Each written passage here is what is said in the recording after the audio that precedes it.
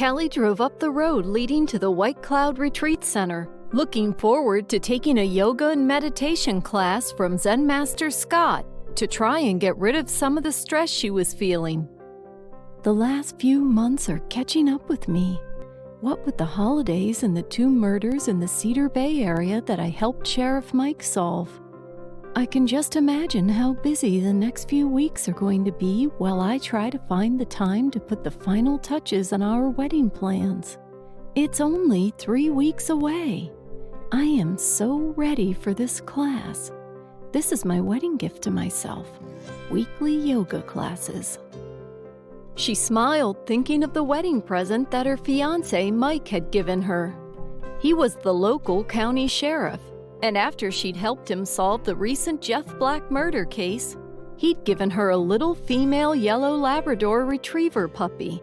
The young dog had already claimed a soft spot in her heart. Since Mike and her other dog, Rebel, were continuing to bond together, it was a good thing she had a new dog. The little puppy with the chocolate brown eyes was now 4 months old, and Kelli had named her Lady. She knew it was probably a trite name, but it just seemed appropriate for a female dog that carried herself with such dignity. She could almost feel her soft fur and warm, wet puppy kisses whenever she thought of Lady. It brought a wide smile to her face. True to its name, puffy white clouds had settled on the upper portion of the retreat center, and Kelli could see people working in the vineyard, pruning the dormant vines and getting them ready for the spring growth. She parked her minivan and took her yoga mat out of the trunk. Scott only taught once a week, and from the number of people walking up to the front door, it was pretty clear his class was very popular with the students. She entered the room where the class was going to be held and spread her mat on the floor, smiling and nodding to several people she knew. Kelli glanced at the clock and realized she had a little time to do some stretches and warm-up exercises before the class started. When Scott walked into the class, he smiled at her as well as at a number of other students.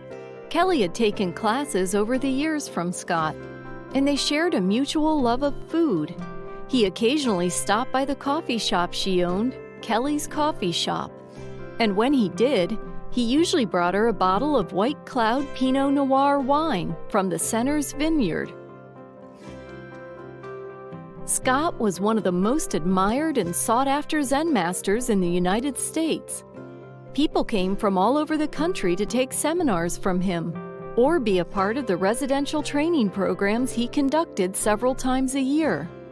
His brother Luke, who according to Scott, had been a successful securities broker in New York, had recently quit his job because of burnout and had come to the center to help Scott run the rapidly growing nonprofit business. Although the center employed 7 priests and 5 nuns who handled a lot of the center's day-to-day work, Scott still couldn't keep up with the number of people who wanted to study with him. He rarely wore Zen Buddhist robes, preferring blue jeans and flannel shirts, which barely covered his growing girth. His appearance was completely unconventional for what one thought a Zen master should look like. I can't believe he's so revered in the Zen and yoga circles throughout the country. He's got to be one of the most down-to-earth people I've ever met. I believe he's celibate, but as charismatic as he is, that must present some problems. She looked around the room and noticed that the first 3 rows of students seated on their yoga mats waiting for the class to begin were women.